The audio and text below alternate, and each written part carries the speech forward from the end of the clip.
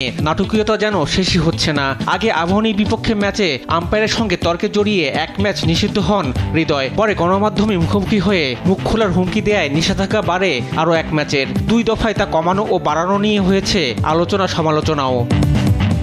সেই ঘটনার রেশ থাকতেই আবারও শাস্তি পেয়ে আলোচনায় হৃদয়। শনিবার গাজী গ্রুপ ক্রিকেটার্সের বিপক্ষে 54 বলে 37 রান করে ক্যাচ আউট হন তিনি। এরপর বিরক্তি প্রকাশ করে কিছু একটা বলতে দেখা যায় হৃদয়কে। এই ঘটনায় একটি ডিমেরিট পয়েন্ট পেয়েছেন এই ব্যাটার, সাথে তাকে গুনতে হচ্ছে 10,000 টাকা জরিমানাও। এতেই অবশ্য পার পাচ্ছেন না হৃদয়। আগে তার নামের পাশে 7টি ডিমেরিট পয়েন্ট থাকায় এবার বড় শাস্তির মুখে পড়েছেন তিনি। সব মিলিয়ে 8 ডিমেরিট পয়েন্টের কারণে লিগের শেষ ম্যাচ সহ মোট 4 ম্যাচ নিষিদ্ধ থাকবেন তিনি। শনিবার গণমাধ্যমে এই তথ্য নিশ্চিত করেছেন বিসিবির আম্পায়ার্স কমিটির প্রধান ইফতেখার রহমান মিঠু। আগামী 29 এপ্রিল আবাহনীর বিপক্ষে প্রিমিয়ার লিগে শিরোপা নির্ধারণী ম্যাচে মাঠে নামবে মোহামেডান।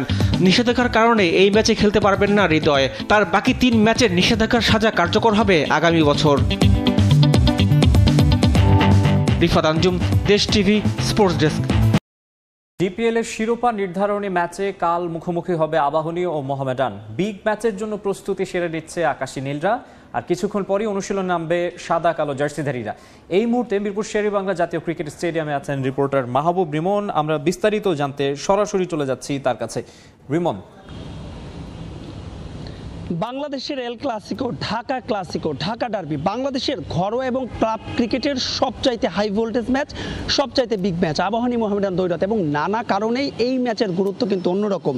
League decider match. সবশেষ কবে এমনটা হয়েছে? শেষ ম্যাচে এসে শিরোপা নিষ্পত্তি হয়েছে, তাও আবার 2 চির প্রতিদ্বন্দ্বী আবাহনী এবং মোহামেডান। জানেন যে এই ম্যাচের আগে এবারে ঢাকা প্রিমিয়ার লিগ চলাকালীনই নানা কারণে উত্তাপ বেড়েছে এবং যে কারণে তাওহীদ হৃদয় ইস্যুসহ নানা কারণে সে উত্তাপ বেড়েছে। আরও এক দলের সামনে গেল 2 দশকে কিন্তু 10 বার এবার ঢাকা লিগের শিরোপা জিতেছে আবাহনী।